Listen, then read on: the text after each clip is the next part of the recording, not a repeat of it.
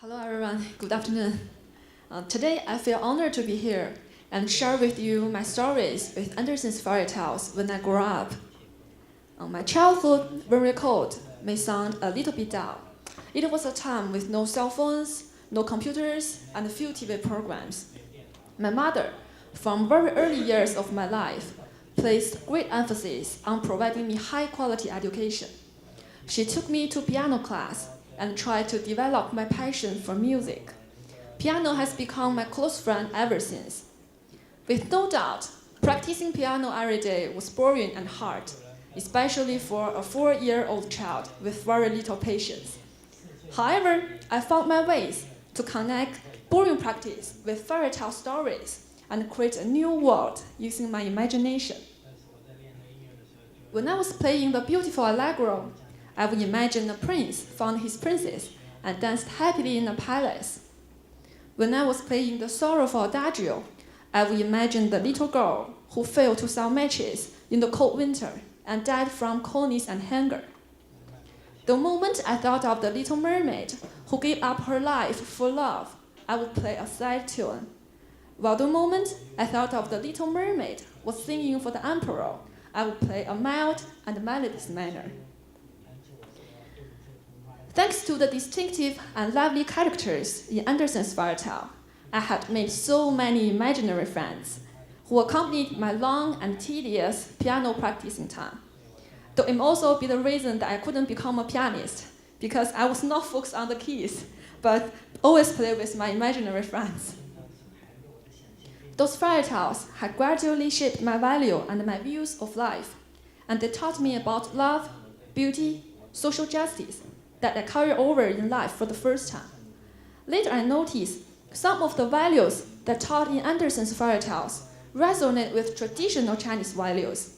For example, the emphasis on kindness, honesty, courage, and love, and the phrase on responsibility and self-made success, which deeply influenced me since I was little. Though accompanied by fairy tales, growing up was not all smooth and easy. I've been through all kinds of challenges and frustrations along the way. And this made me realize that even though fairy tales will never come true, the spirit and values I learned from Andersen's fairy tales gave me courageous and determined to overcome difficulties and obstacles on the road of advance. I'm sure all of you are familiar with the ugly duckling. I was the ugly duckling in junior middle high school. At that time, in year 7, I was the youngest and the shortest student in my class. I was only about 4 feet and 4 inches in height and wore old-fashioned braid to school every day. So none of my classmates wanted to be my friends. I was a poor student, ranked the bottom quartile in my class. It is not even possible for me to get into any decent high school. I felt like I shamed myself, failed my parents, lost my confidence, and didn't know what to do for my life. I looked at myself in the mirror, a little girl with messy hair. Aren't I exactly the ugly duckling? This made me even more depressed. However, a second thought came into my mind. The ugly duckling ended up becoming a white swan. Why couldn't I? I started to revise my way of learning and understand my strength and weakness. And then I worked very hard to catch up. During the second exam, I ranked on the first quartile in my class. With more dedication and determination, I progressed step by step and became the top student in my school when I graduated. Besides the high score and the confidence I regained, what is more important for me is that gradually I managed to stay strong, to cope with negative emotions and difficult times, and stay resilient. For example, when I was laughing at being short, had no friends, or being isolated, I've always believed that as long as I persist and work hard, just like the ugly duckling, I will eventually turn into a white swan after all the hardships. After middle school, life was peaceful until college, when I hit the bottom of my life, relation breakup and startup failure. I felt like that all efforts I put into life were defeated by reality. Such feeling made me realize life was not always as smooth as I thought, and my imaginary castle, which was built by my sweet dreams and fantasy, can be so fragile against the harsh reality. At this moment, all my dreams and plans were shattered into pieces, leaving me hopeless.